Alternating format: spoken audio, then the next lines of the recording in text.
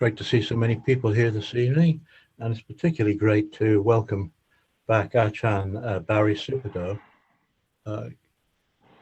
We must have done something right in a previous lifetime, because this is the second week in succession that he's joined the class. Well, that's really great. I'm very grateful to him to. Or wrong. Well, I've got an open mind as well. It's great. I obviously we really appreciate you being able to do that. Because I gave my usual introduction of Ajahn Barry last week, I won't do it again. He's a long-time friend of the class, and he's practiced in many different traditions. And it's great to have somebody around with that kind of experience. Talking about him coming on two consecutive Thursdays, let me say what I shall probably say again at the end of the class, which is because he's here tonight, because although usually he takes the class on the last Thursday of the month, and this is the first Thursday of the month, because he's doing it now, it's as simple as that. And then he'll be back in June, on the last Thursday in June, which is quite a while away. It's the 30th. It's the 20. No, it's not the last Thursday. It's the 23rd of June. The 23rd of June. And then the last Thursday of June, we have as guest leader of the class, Bhante Bodhidharma, who you may or may not have heard of. There again, nearer the time, I'll say more about Bhante Bodhidharma, but he's been on the scene a long time, and he's a thoroughly interesting monk. So that's in store for June. Tonight it's Ajahn Barry. Over to you, please. Thank you, Colin. As usual, welcome everybody. Nice to see a few familiar faces, and I think most of you have sat with me before. So in that case, you'll have a good idea what I'm going to suggest you try. First, I'll do a short introductory chant paying respects to the Buddha Dhamma Sangha. Namo tassa bhagavato arahato samma sambuddhassa. Namo tassa bhagavato arahato samma sambuddhassa. Namo tassa bhagavato arahato samma sambuddhassa. Buddham dhanam sangham namasami.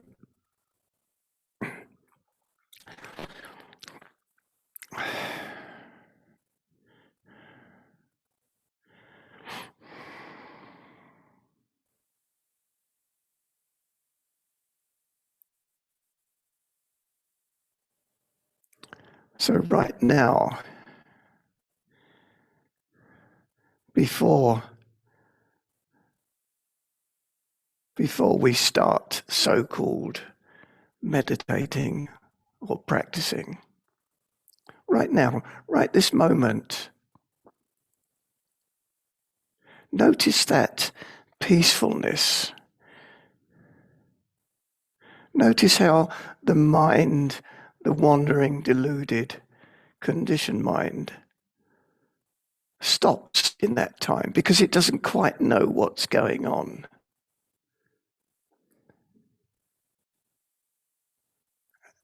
Has he got something to say? Has he forgotten what he's going to say? I can tell you, I wouldn't have a clue what I haven't planned anything, but there again, as I say the same thing every time, that's no great deal.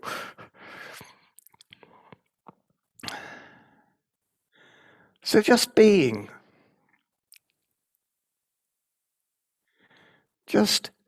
with the body, just being with the breath, just being with the sounds of silence, the sound of silence. When I say being with the body, it's not necessarily, it can be the whole of the body. It can be a particular part of the body. Awareness is awareness. And it's not about developing concentration, not about stopping the mind from thinking or roaming the universe. It's about being present. And in fact, it's not even about being present.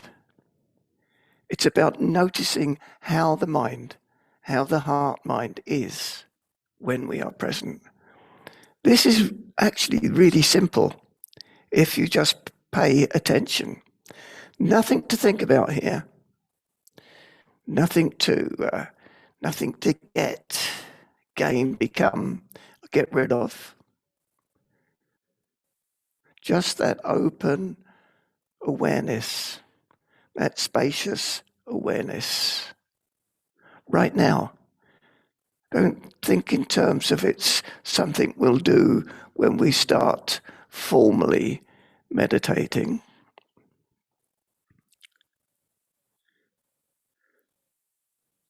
But looking right now, looking for that space between the words, looking for that space between the thoughts.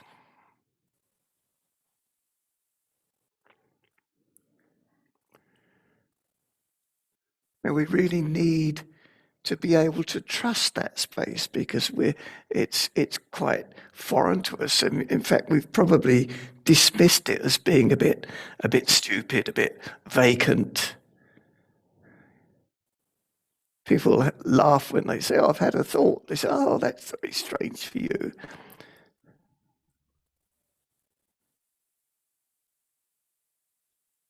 But just notice. This isn't a case of getting or grasping or rejecting. It's a case of opening that hand, so to speak, that grasps everything. It grasps everything because we have no confidence, so to speak, in ourselves. And I mean true confidence, not just as a positive thinking, but knowing that space, knowing that in itself it's complete. There's nothing to add, there's nothing to polish or hone or make better.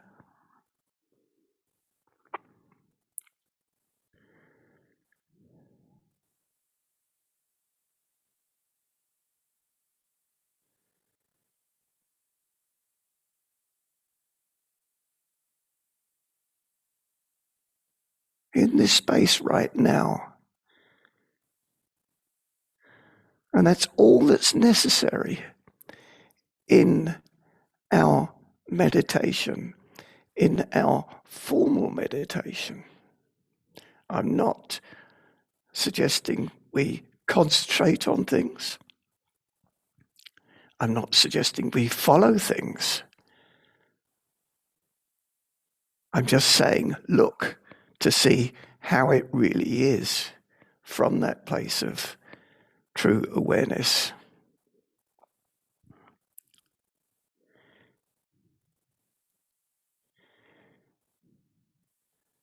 So the more we practice this, the more we remember, because it's all we can do, the rest is of itself.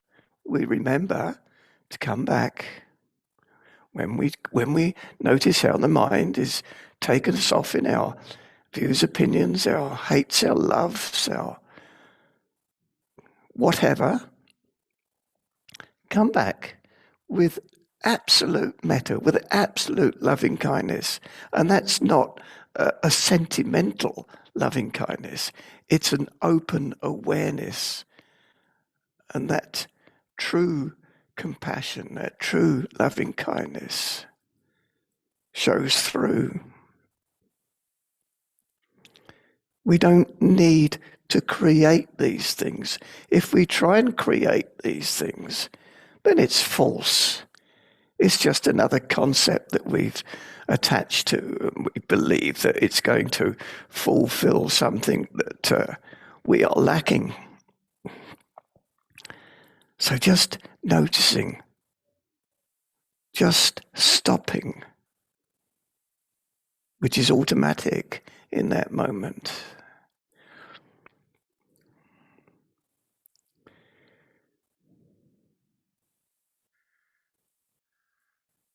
And what's really important here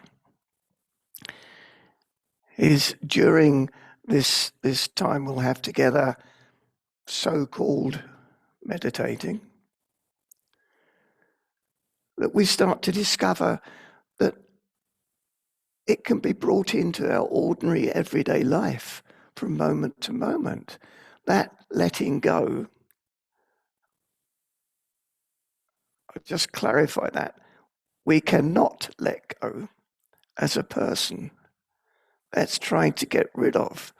But we can notice there is a natural letting go when we are present, when we are noticing how our heart truly is, how our intuition is, instead of our thinking things out, working things out, believing words, believing the maps instead of the landscape. Just looking. So noticing that this state that we call meditation, mindfulness, is no different when we get up from our seat from this class, when we go make a cup of tea, when we go and wash up, when we do anything, there is always that opportunity to just be aware, just to function from that place of awareness. Instead of being like a zombie or a robot coming from this place of conditioned thinking, views and opinions. This is why they say mindfulness is the path to the deathless. Heedlessness is the path to death. We live mostly in our heedless state. This state of samsara, that we create the world in our minds. And that's the way we see it, and that's the way we react to it. But let's look somewhere else.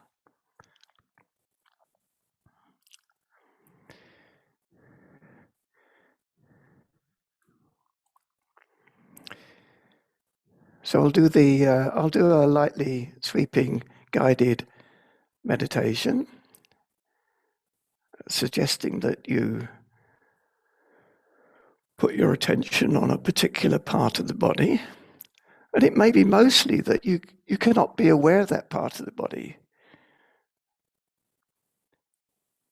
which is neither here or there, but you can be aware of how the mind, how the heart mind, how our intuition is naturally at peace. It's not dumb, it's not stupid, it's fully aware. So if I say be aware of the top of the head, if you do project a view of the top of the head, just come back a little bit.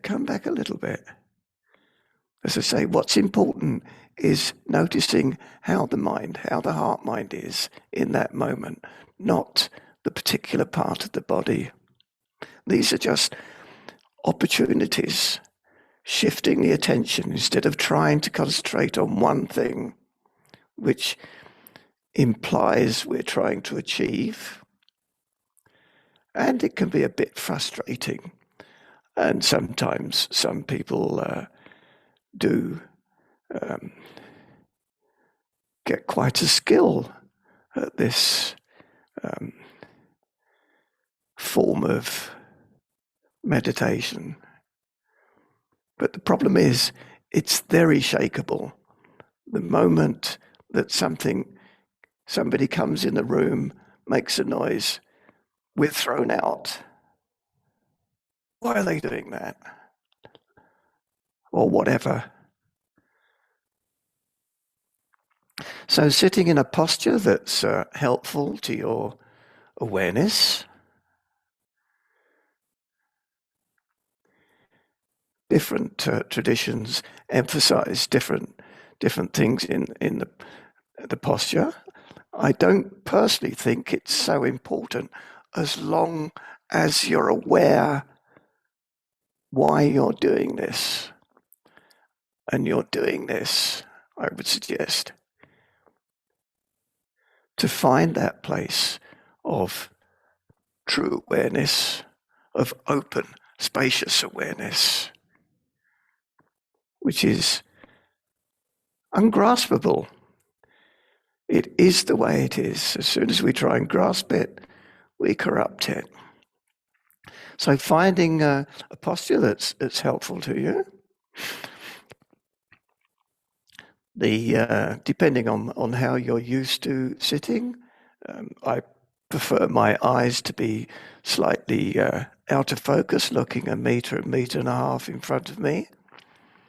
My hands together, which is quite important for myself.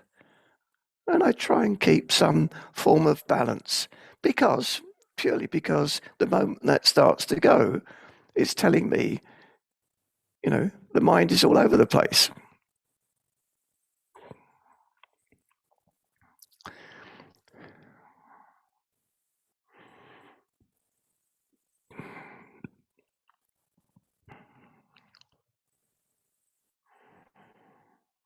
So being aware of the body from the tips of the toes to the top of the head.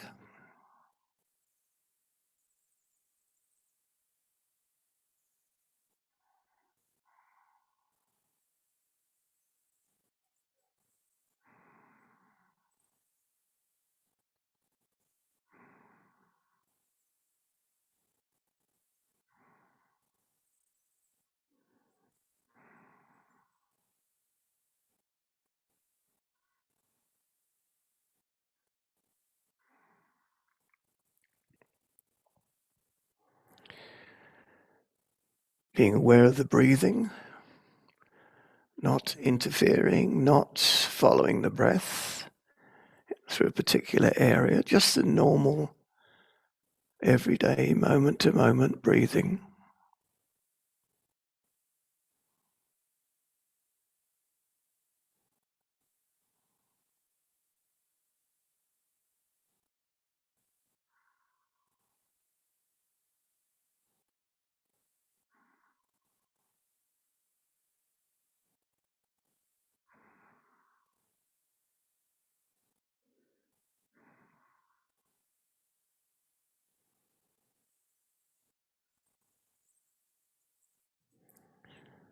You're bringing your attention, your awareness, your mindfulness, your bare attention. Call it what you will, it's all the same. To the top of the head. And as I say, it doesn't matter if you cannot be aware of the top of the head, but you can be aware of how the mind stops leaping around. It's in the present.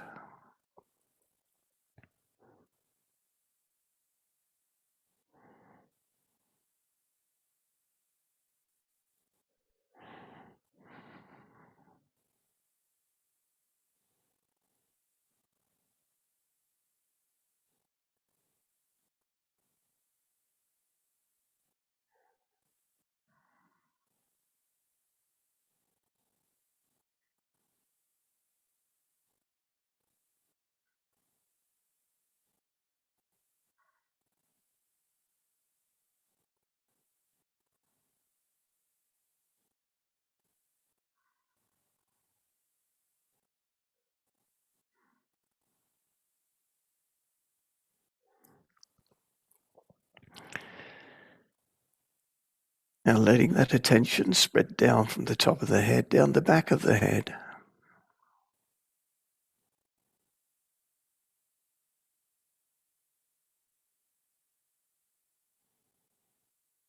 Remember, this is not about concentrating.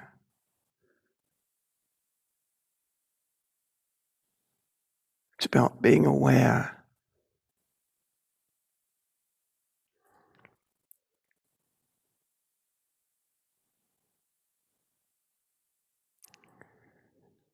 Becoming aware of the sides of the head and the ears.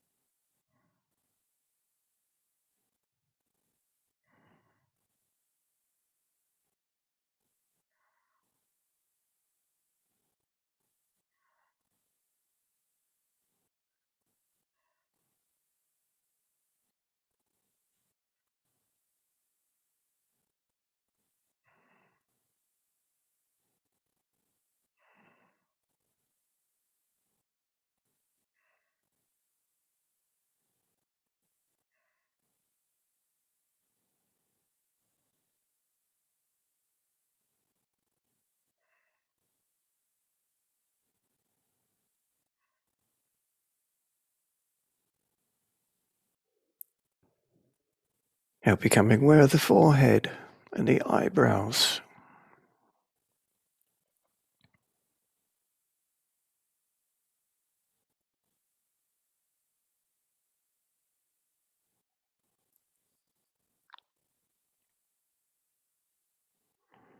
And the eyes.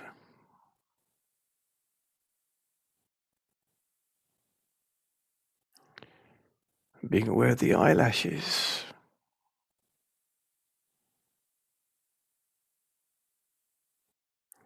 I cannot be aware of my eyelashes, but I can be aware of my heart mind. In that peaceful state.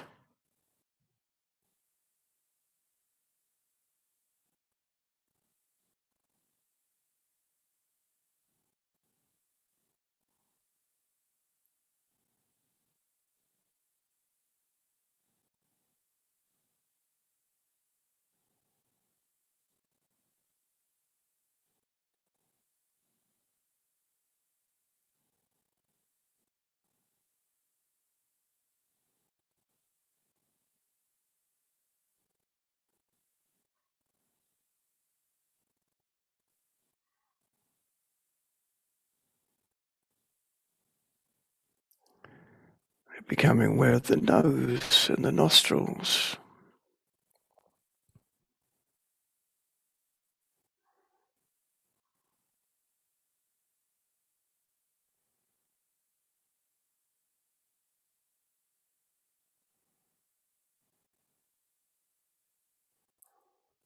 And the lips and the mouth and the tongue.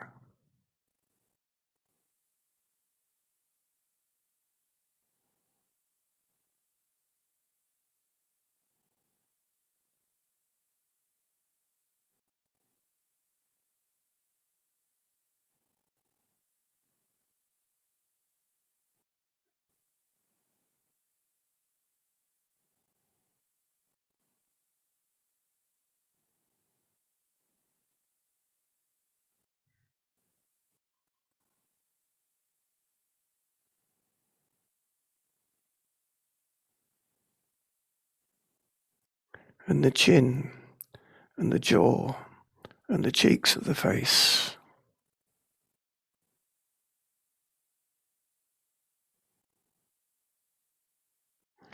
Not projecting pictures.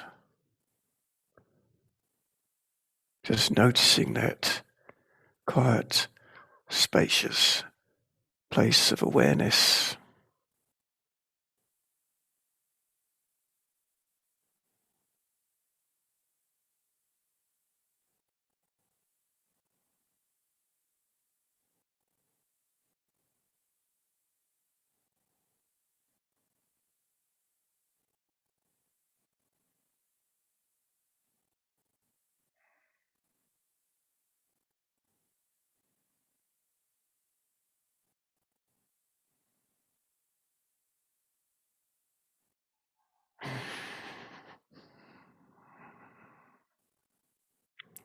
Now bringing into your awareness, your mindfulness, the whole of the face, the whole of the head.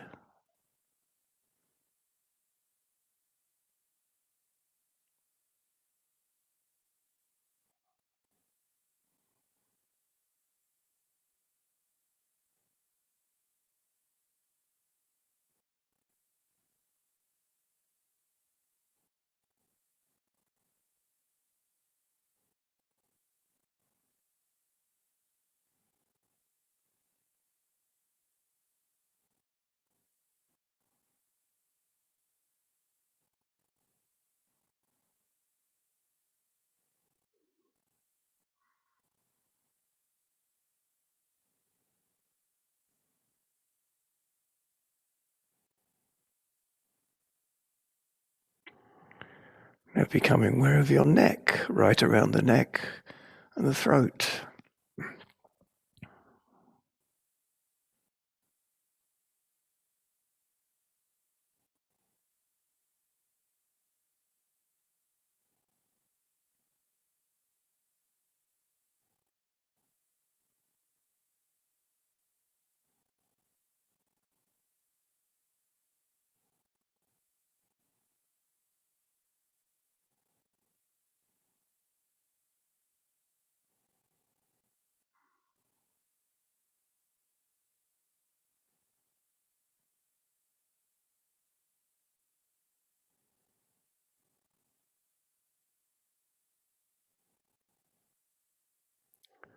Becoming aware of the shoulders.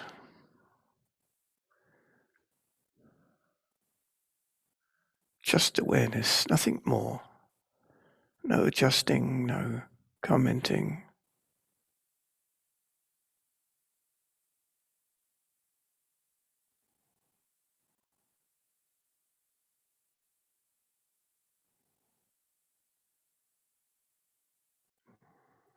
And the upper arms from the shoulders down to the elbows.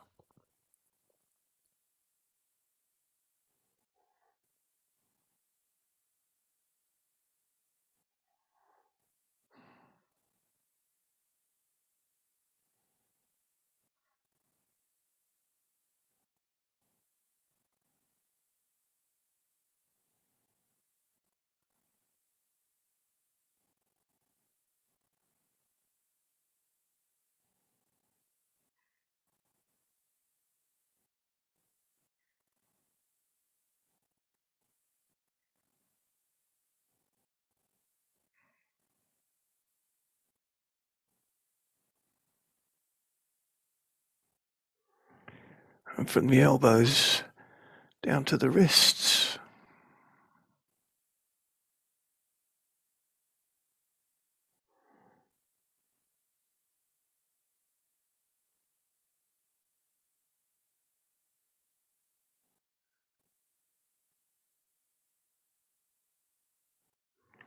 And the hands, the palms of the hands, the backs of the hands, the thumbs, the fingers, the joints of the fingers, the knuckles,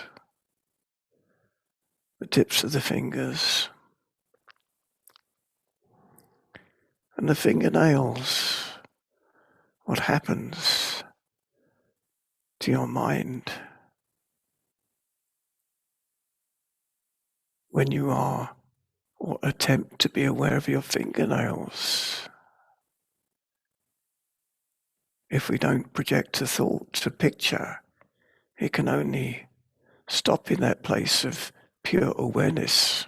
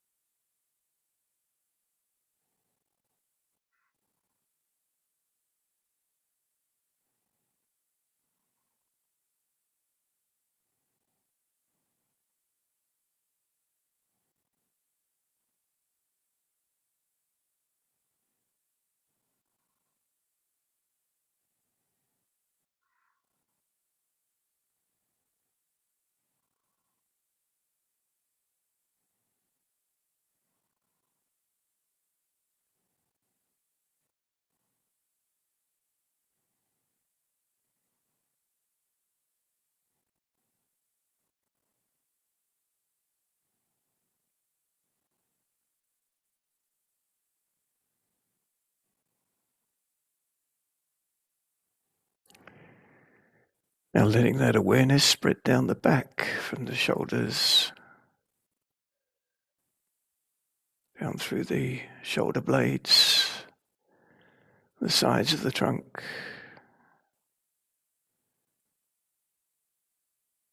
down the spine,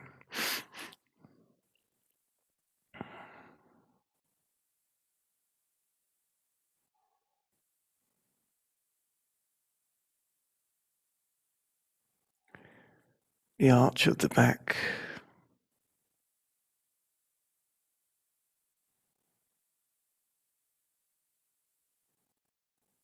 the coccyx, the buttocks, and the hips.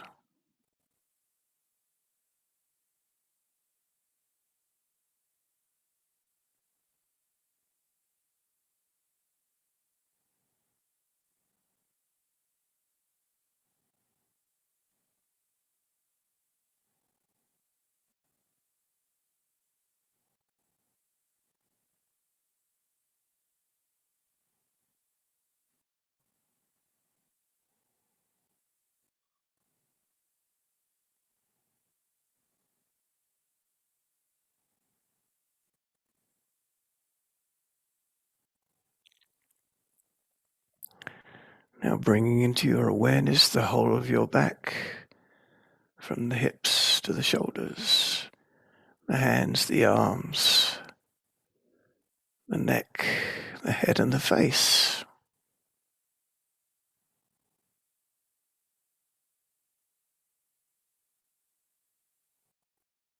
Not attaching, not commenting,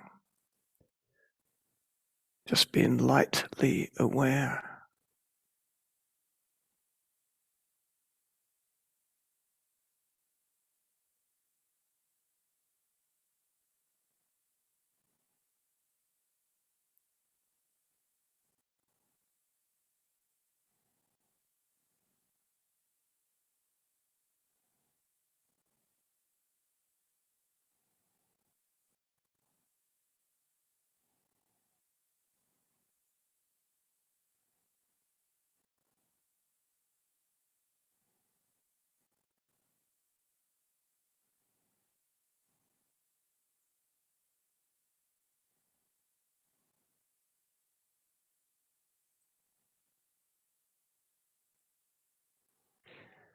Now becoming aware of the chest, through the lungs,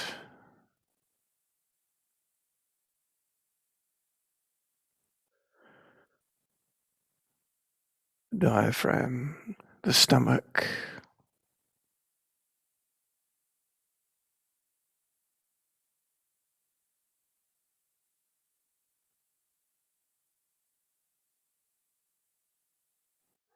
the belly, the solar plexus,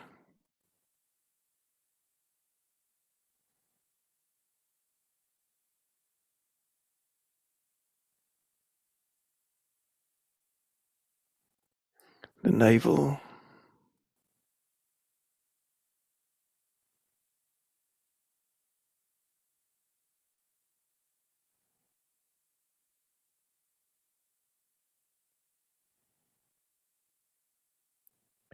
the intestines,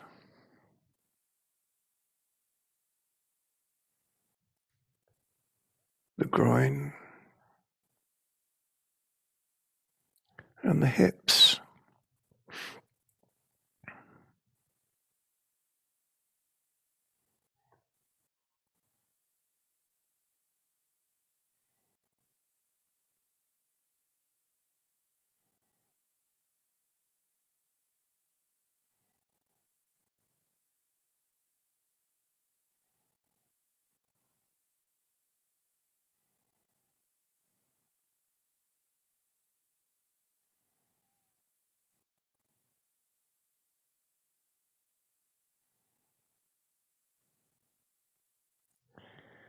Now bringing the whole of the trunk of the body, the back, the front,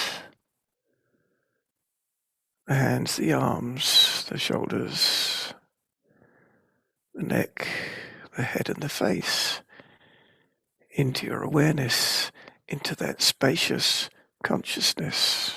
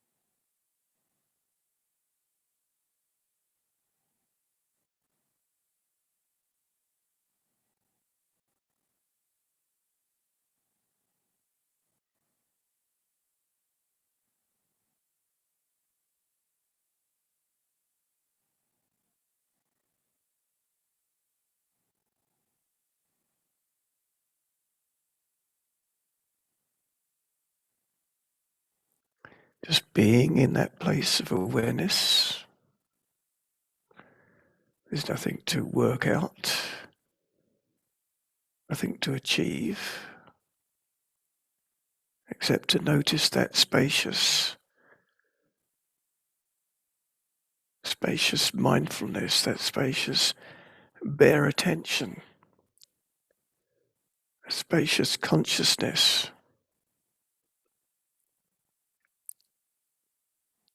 that isn't dumb or stupid. It's aware.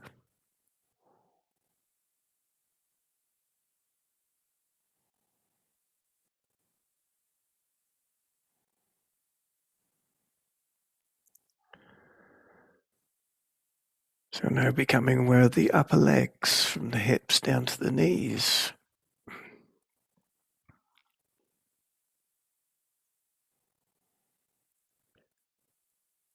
Just notice any feelings, any sensations, not commenting, judging.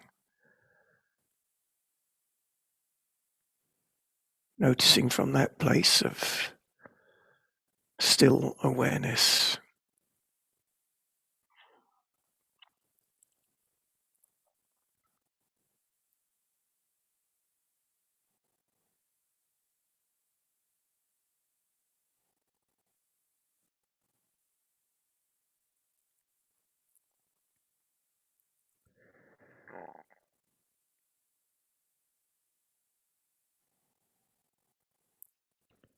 So letting that awareness spread down from the knees, down to the ankles.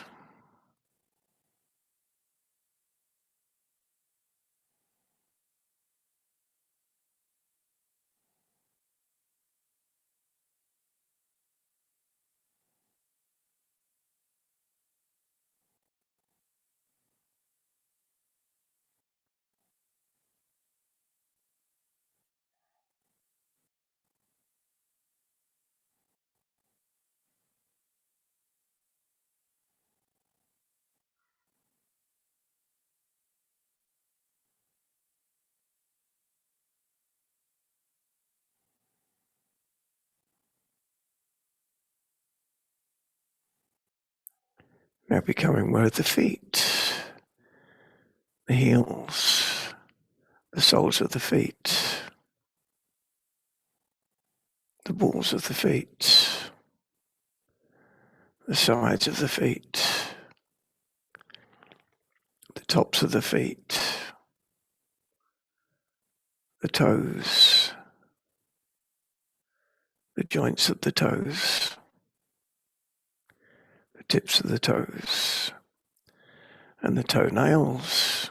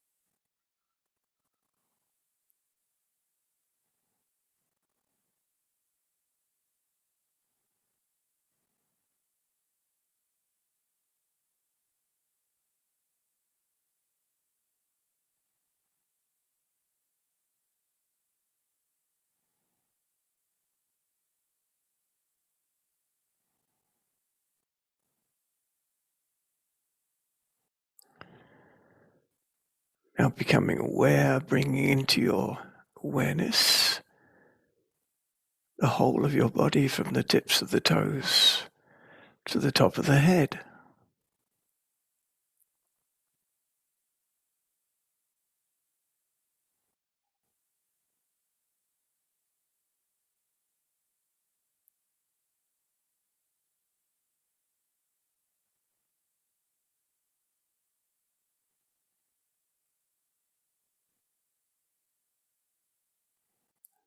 Being aware of the natural, gentle breathing.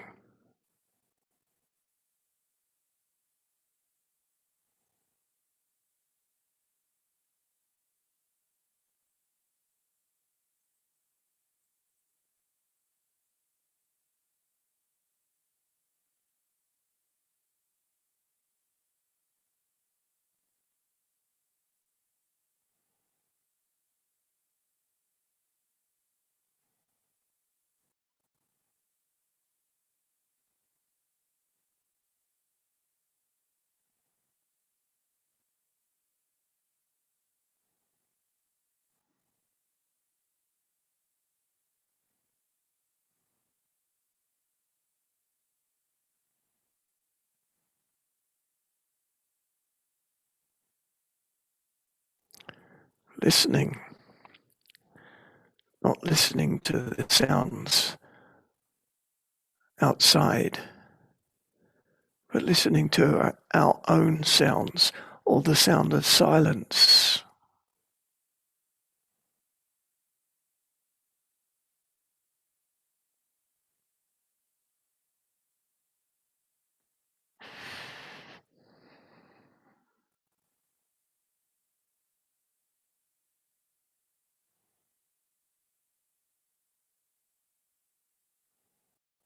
When the mind wanders, just gently come back. That's what the mind does. It's not a problem. It's just for us to notice that. Once we are aware of our mind going off somewhere else, then awareness is re-established. And we can be in that quiet place.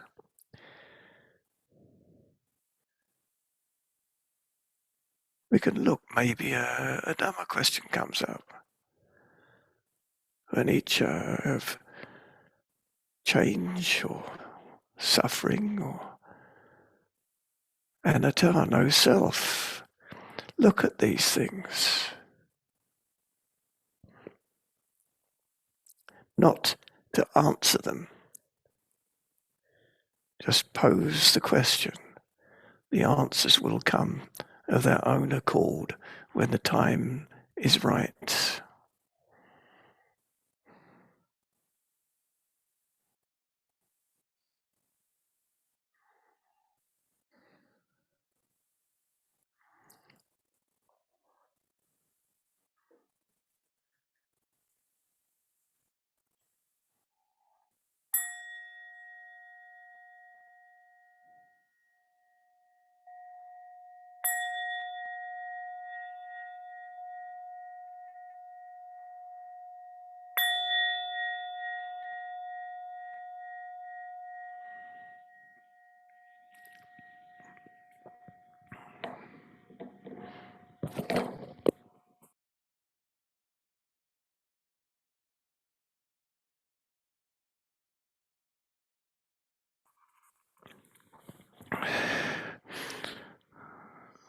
So keeping our awareness going, nothing has changed. Well, perhaps we're moving more, but that really doesn't make any difference whatsoever to whether we can be coming from that place of awareness. And once we start to really discover that, not just as an idea, then the practice really starts to make sense. It really starts to blossom. Things that seemed quite abstract before seem to come alive. Our problems seem to be far fewer. We don't attach to them. We don't reject them. So that's not giving power to them.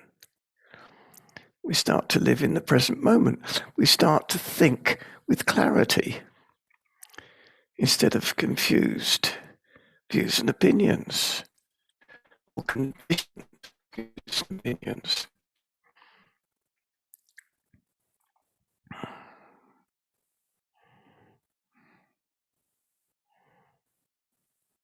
One little thing I used to still do to some extent, practice with, was noticing when I'm in the present moment, or generally the way we think is a bit like surfing the internet.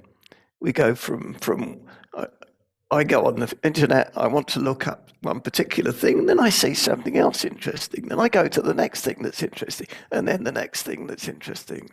And that's generally how our thought process is, from one thing to another.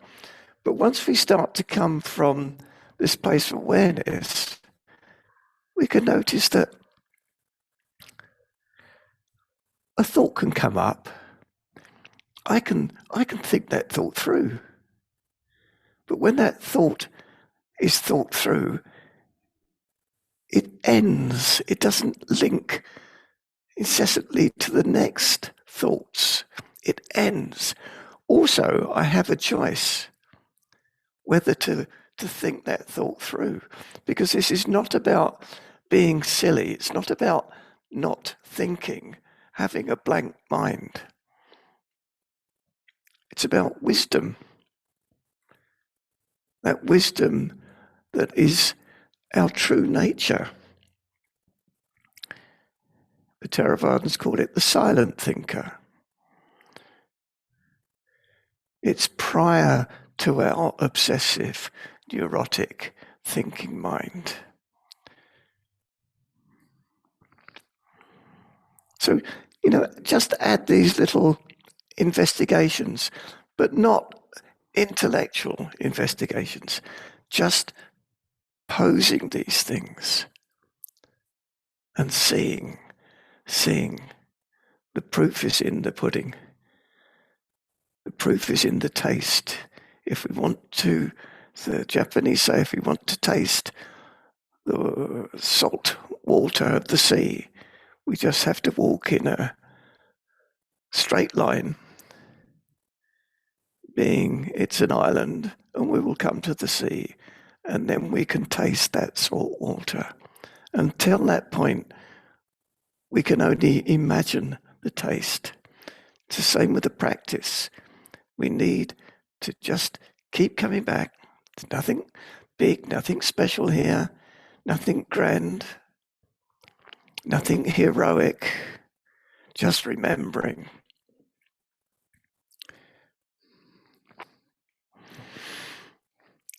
I think if you'd like to sit, meditate for another period, and then, we can open it up to, hopefully you have some questions to ask or comments to make or experiences to share. This time I'll keep fairly quiet with the occasional reminder when our minds naturally wander around. So just coming back. finding what suits you best. It might be a particular part of the body, the whole of the body, or the breath, or the sound of silence. See what works for you now. It might not work tomorrow, but that's of no consequence. Then we look at another part.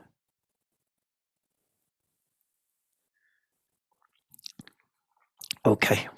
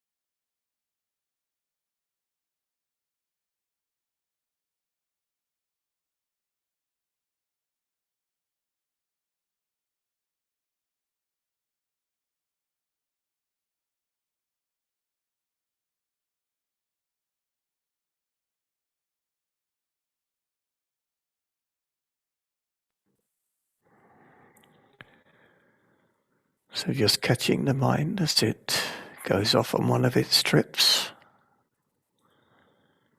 its speculations, its wanderings, and just very gently come back to the present moment and notice.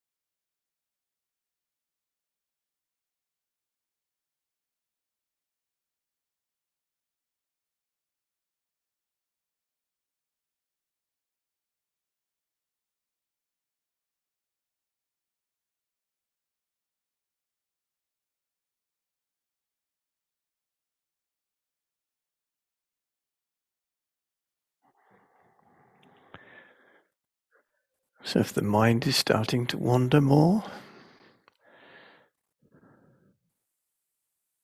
just add a little bit more determination, not to get or to quieten the mind, but just to notice a part of the body, just to notice how the mind settles when we are aware.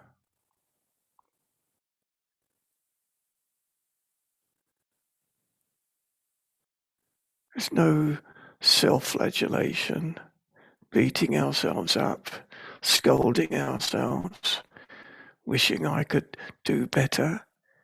There is only now. So this is when we be aware in the present moment, the only moment there is.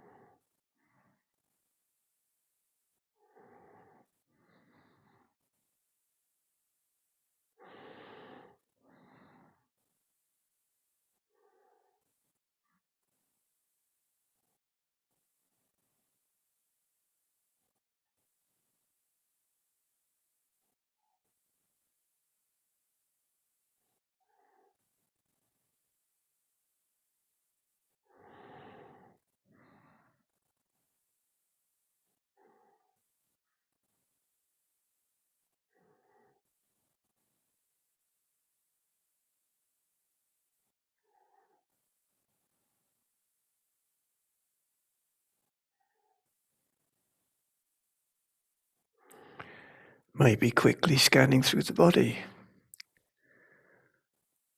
or moving your awareness to another part of the body,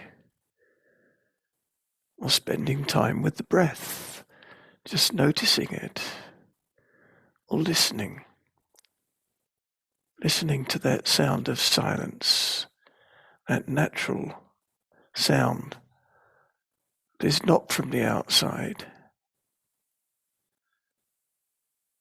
It just is.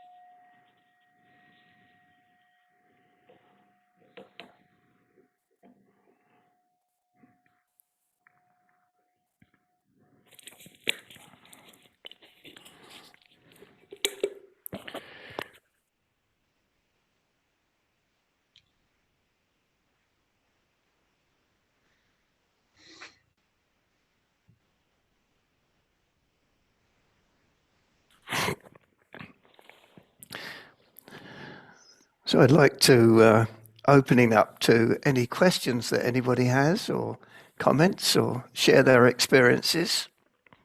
It can be very helpful to others and also triggers different ways of me saying something. Are there any messages come through, Colin? No, not yet. We should have said earlier that now we should be able to unmute if we want to and ask a question in the normal way. But alternatively, please send through a chat, and I'll sort of keep my eyes on the chat box and obviously relay any messages that come through there to Ajahn Barry. So however you like, questions, discussion, topics to discuss or whatever, either by chat or in the usual way, as I say. I hope everybody can unmute if they want to.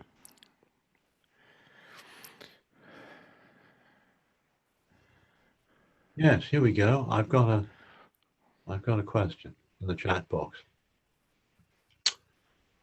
Ajahn Barry, how would you recommend dealing with headaches in meditation?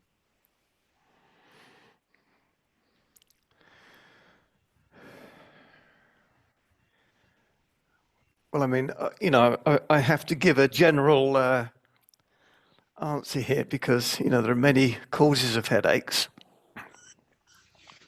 I have found that it has helped, mindfulness has helped for people who suffer from migraines, because start to worry less, cause less stress. I know there are many reasons for these things. I would say, if you have a headache whilst meditating, and if you've been unwell, for instance, I mean, I'm only just recovering from COVID, and it was really bad on Monday and Tuesday. And, just to be with it, just to notice that those really unpleasant feelings in the body, they are the way they are. They're there. There's nothing I can do about them. But I don't have to add on things on top of them. They call them sankharas.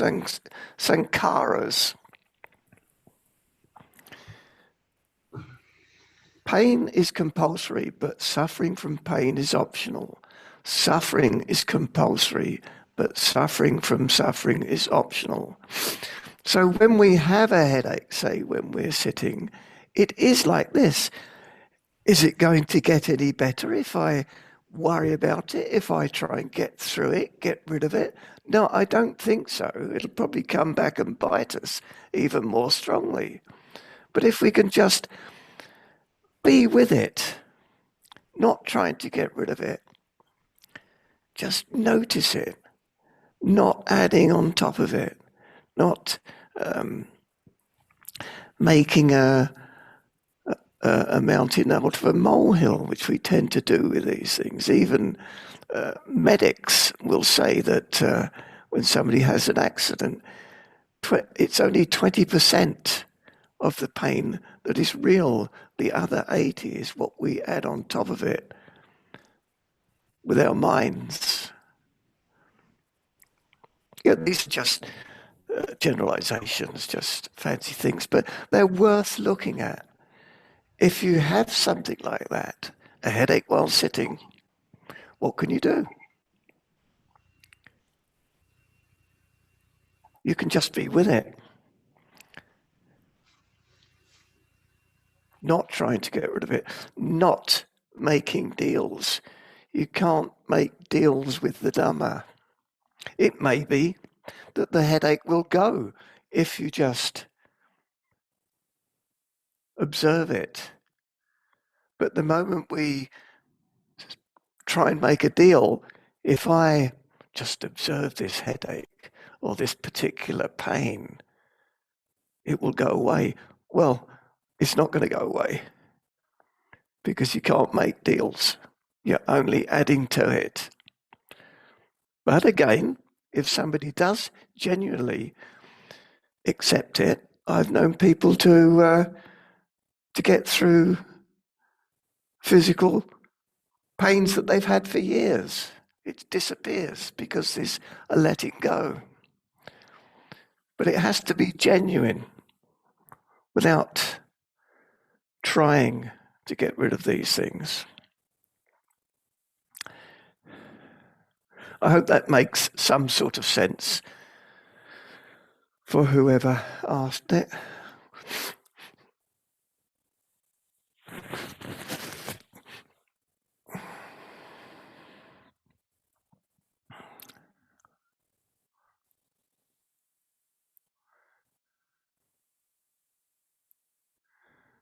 Sorry about that. I somehow muted myself. Okay. But all I wanted to pass on to you was thanks for that helpful comment from somebody in the group. Experiment. You don't sort of just blindly accept things, but experiment. When, I've always had done quite a bit of formal meditation and put myself through a lot of suffering in my knees.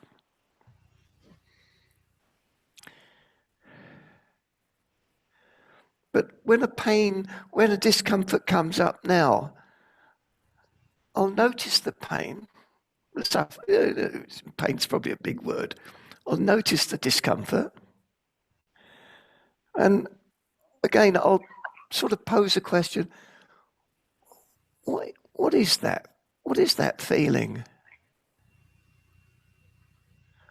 And is that mine? Is it real? And it gives a whole different way of looking at it. It doesn't have me by the throat anymore. So that I found particularly helpful. It depersonalizes it. But I'm certainly not advocating self-flagellation here. Or if I've actually tried to meditate until I die. And in my slightly crazier days, it hasn't changed much. But it's not about that. It's not about that. It's not about forcing through anything. Trying to become. It's about just being. And if we have a discomfort in the body, look at it clearly, without intentions. It is the way it is. Look at it clearly in that way, without trying to become something else, get rid of something, because it's all attachment. It's all attachment through this idea that we have that we are a separate self. We are not one. I don't know if that makes any sense, but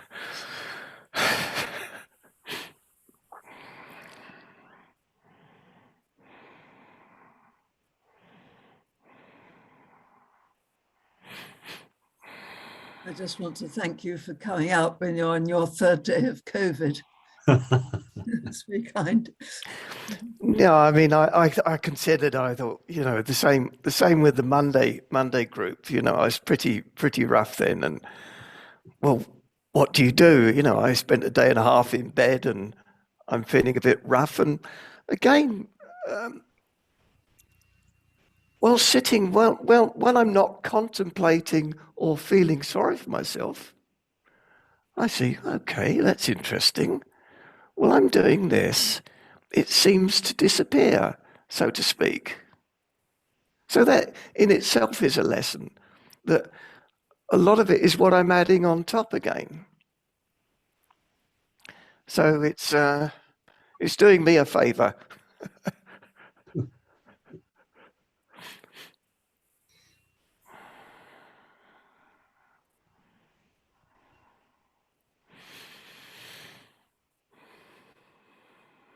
So do we have any more comments or questions, please? Yes, we do. Right. Not sure if this question is appropriate, but what's the difference between Buddhism and Taoism? Buddhism and Taoism, Barry?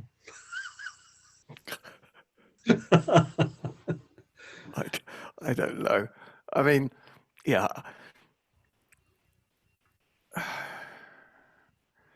I don't really know. I find I look at these different things. I've taken a lot of interest in Taoism, and and I've spent a lot of time in China, and they all look the same to me. I know there's supposed to be differences in Hinduism and different, but I keep hearing the same thing. So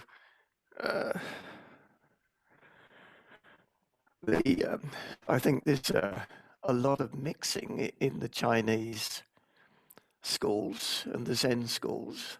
The Taoists and the Buddhists have very much influenced each other.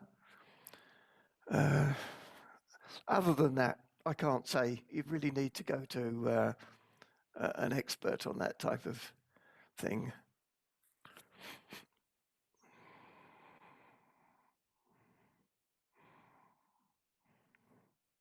Just a little thought there.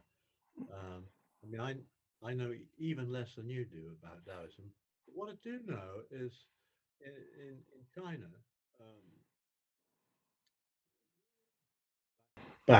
way back, when Buddhism and Taoism and Confucianism were practiced, they got along pretty well.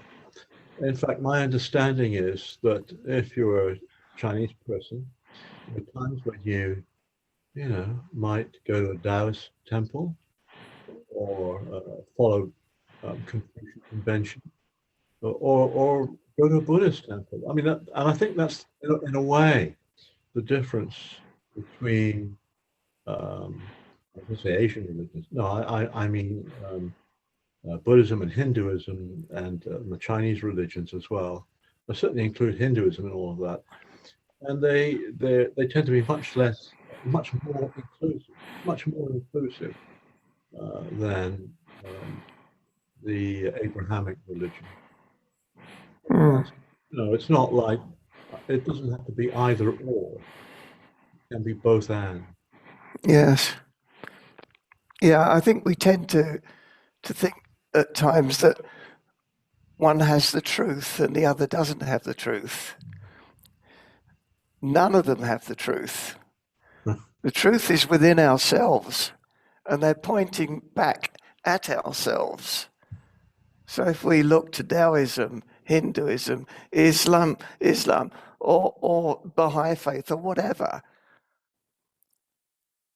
they won't answer. They can't. It's not possible for them to awaken us. Only we can awaken us by looking within, just noticing the way it is and getting to live from that place. And then all these teachings start to really make sense and look very similar. Read a book like The Empty White Cloud, 14th century Christian book. It's fantastic. It's straight Zen teaching.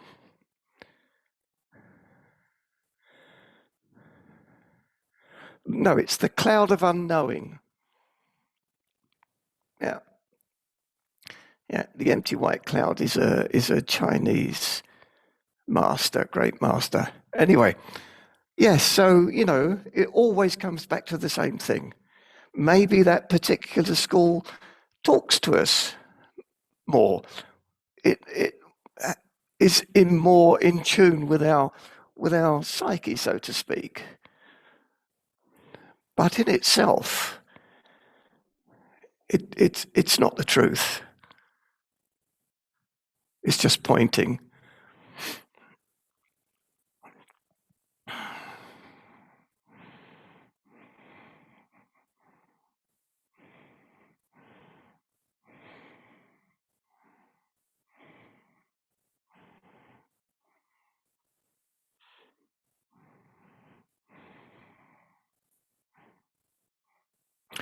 Jude, hi there.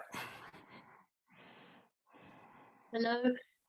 Yeah, I just wanted to say, just briefly, I think that's what's so refreshing about these meetings, and it also means that we don't end up all ruining our knees, Ajahn Barry. We're benefiting from your experiments.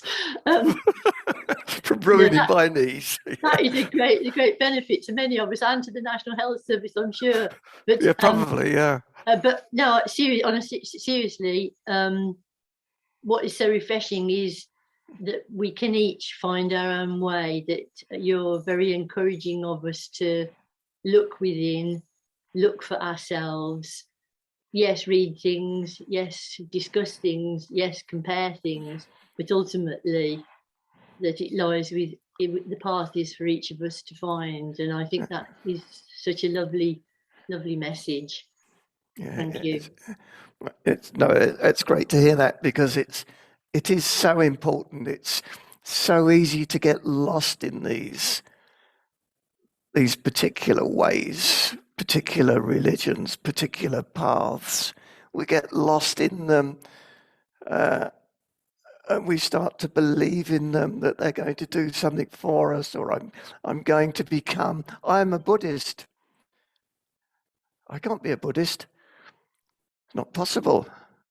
Buddhism means awakening, awakened one. But we can be that. We can be awakened. But if we attach to the teachings, I heard something this afternoon.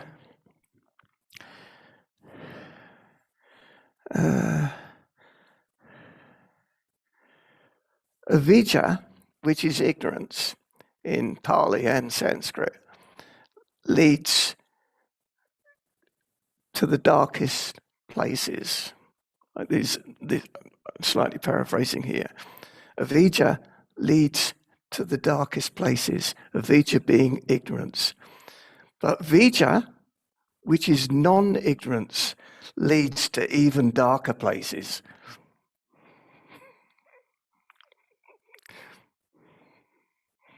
I really like that.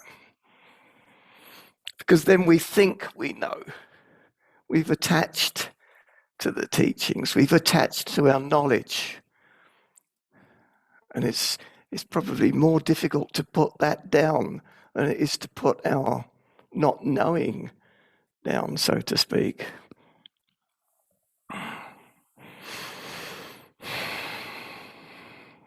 Anyway, thank you, Jude.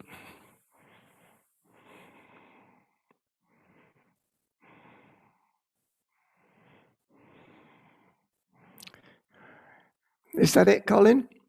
Anything else coming through?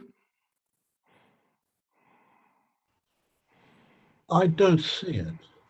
I don't see anything else. Oh, yes, there is. Aha. Oh, yes, there is. Could you talk a bit? Could you talk a bit about equanimity from a Buddhist perspective?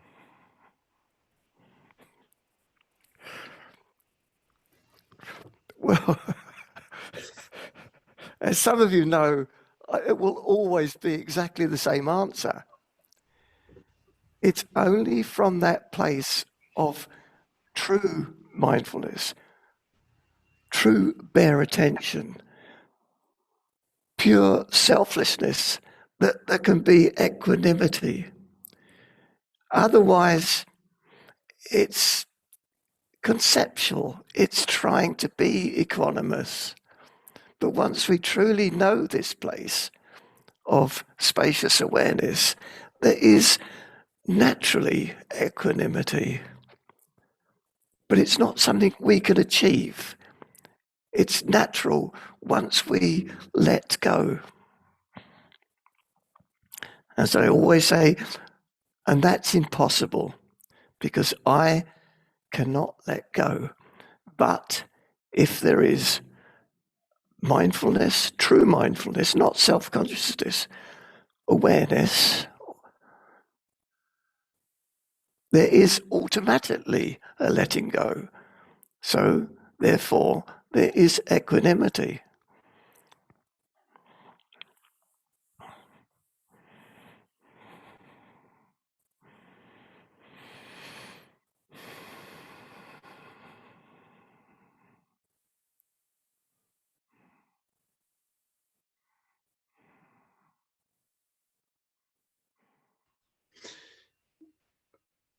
Well, I haven't seen any more questions in the box. I haven't heard anybody unmuting and asking a question for real. So I guess the class is drawing to a close.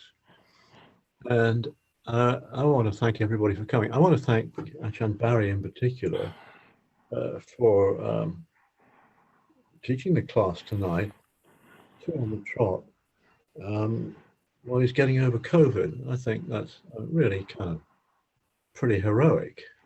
And all I can do really is It's not really. wish you, may your COVID be short rather than long. And I gather it can sort of take it out of you for quite a while. So please do take it easy for a little bit. What else? Well, thank you. And let me repeat what I said right at the start of the class, which is Ajahn Barry will be back with us on the 23rd of June. 23rd of June, that's quite a way off. Quite a way off. But that's when he'll be with us again. And after that, a monk called Bhante Bodhidhamma. Bhante Bodhidhamma will be teaching the class the following week, the 30th. So that's what's in store for us. But the class meets as usual every Thursday, and absolutely everybody here is very welcome to come. So thank you all again. Thank you, Ajahn Barry. I'd like to thank Lisa, who this evening has been actually making all this possible, and even occasionally muting and unmuting me. Thank you very much. I really appreciate. I mean, I really do appreciate the, all the technical help that's gone into this. That's great. Very, very good. So, look, thank you again. Take care, Barry. Take care, everybody else, and I hope to see you all next week. Good night. Thank you very much. Good night, everybody, and don't forget, because this can make a big difference to your life. Not in some big, grand, fantastic way, but in a gentle, knowing, aware. I'm running out of words. Try it and see. Try it and see. Take care, everyone.